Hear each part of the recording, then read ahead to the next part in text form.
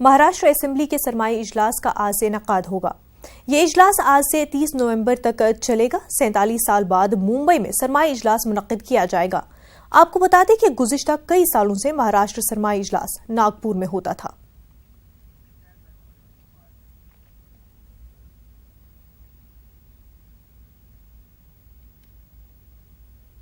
मध्य प्रदेश में असेंबली इंतखाबात के पेश नज़र भोपाल आलमी इज्तिमा की तारीख में तब्दीली की खबर है।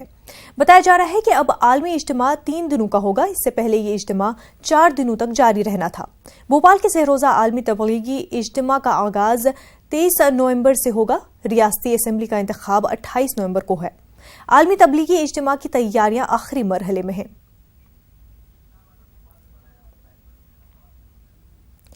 भोपाल से हमारे नुमाइंदे मेहताब आलम इस वक्त बराह रास्त हमारे साथ जुड़ चुके हैं। मेहताब, तफसीलात से बताएं क्या कुछ अपडेट्स है।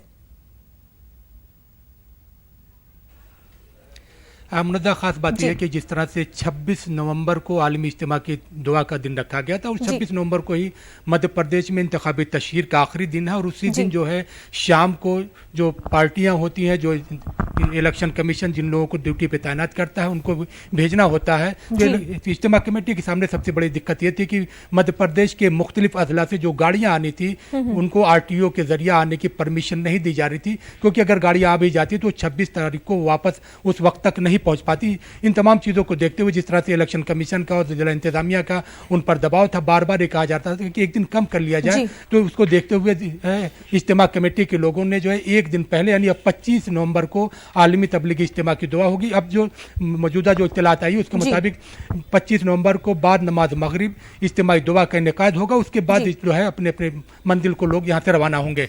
जी मेहताब, अगर तैयारियों की बात की जाए तो इस इज्तिमा के मुतल्लिक क्या कुछ तैयारियां की जा रही हैं, क्योंकि अब 4 दिनों से होकर के 3 दिन का कर दिया गया है, तो तैयारियों और सिक्योरिटी के मुतल्लिक क्या कुछ तैयारियां वहां पे हो रही है?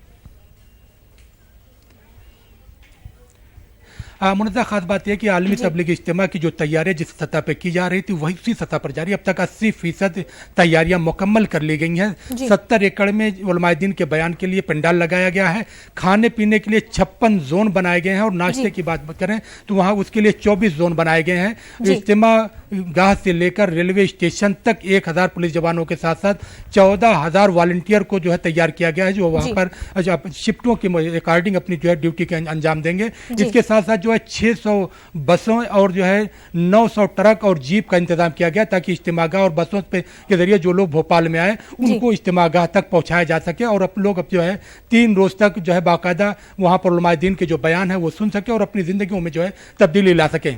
जी बिल्कुल मेहताब, बहुत बहुत शुक्रिया आपका तफसीलात फराहम करने के लिए।